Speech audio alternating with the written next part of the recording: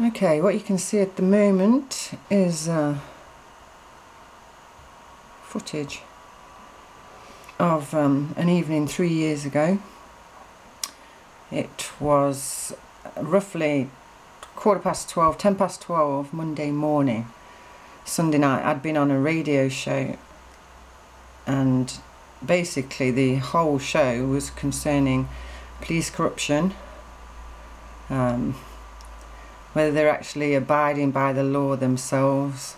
There was a phoning going on, so basically I was there for a couple of hours. We had a lot of people calling in and asking about police protocols, people that have been stop and search, people getting roughed up by the cops, and all these questions came in, whether they're actually abiding by the law when they do stop people, when they do interrogate and do all the things they're not meant to be doing. So that was what the show was about. There was meant to be a couple of cops on the show, but they didn't show up.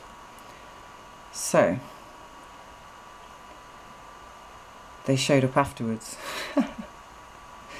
So these couple followed me up the road, round the corner, back onto the main road, pulled up, asked them what they were doing, why they were following me, and then all hell kind of broke loose. The lights came on, jumped out of their car, tried to get in my car.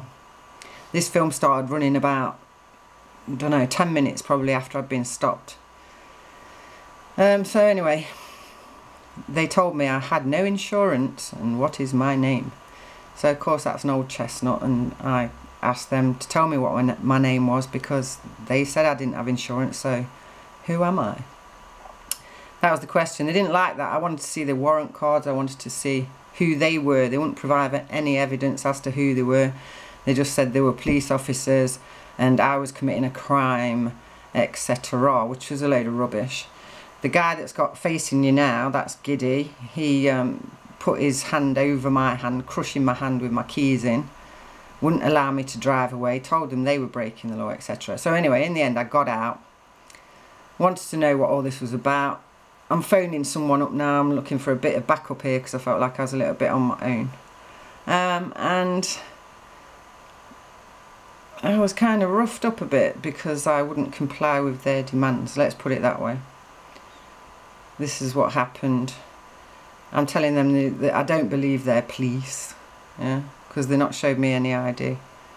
And I refuse to give them any details, as according to law. I don't have to present my name to anybody unless I've committed a crime, unless I've been witnessed committing a crime.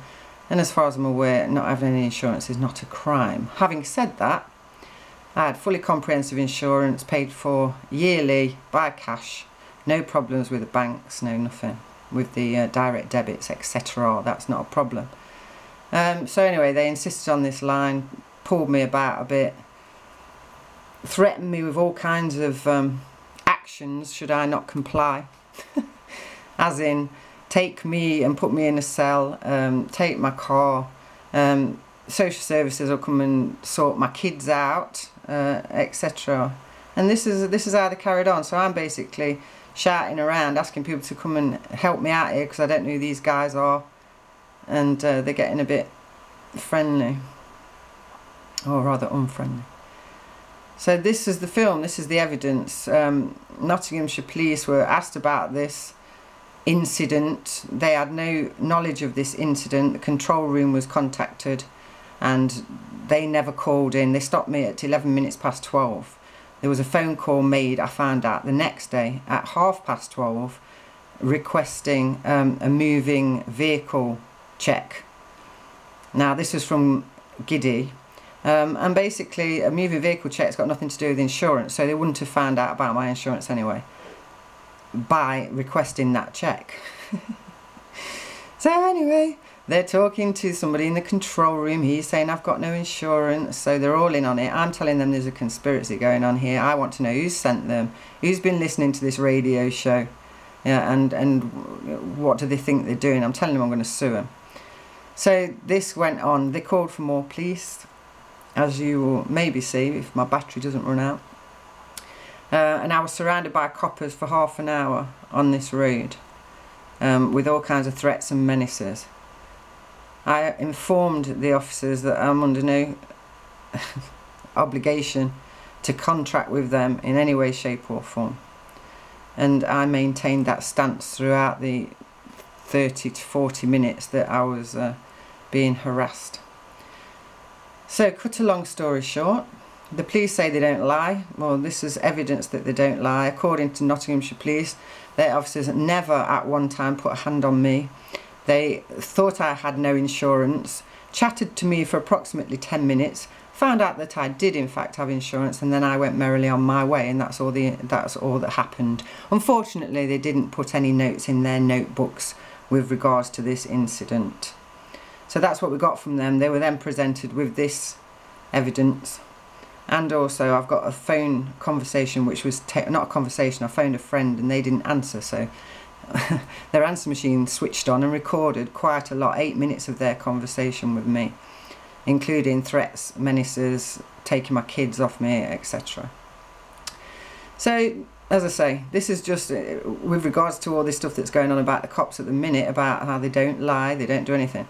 They are liars. They conspire against individuals.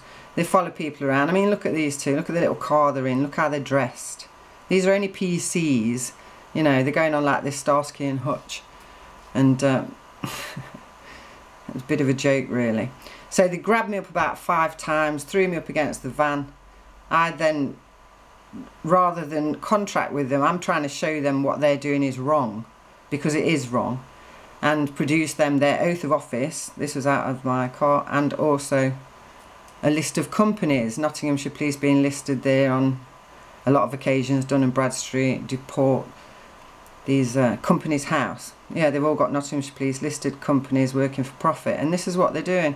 So they're working as agents for the Crown, sworn to the Crown and to God, to protect and serve the people and property. Right? From what I can see, they are protecting the corporations, as in the Crown. Every other corporate entity in the country is getting backed up by the police, and the people are being had up. So, if you want to keep this going, keep voting, keep complying with their unlawful and illegal wishes. But personally, I'm saying no, enough is enough.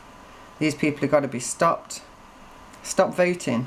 Yeah, put an end to the game.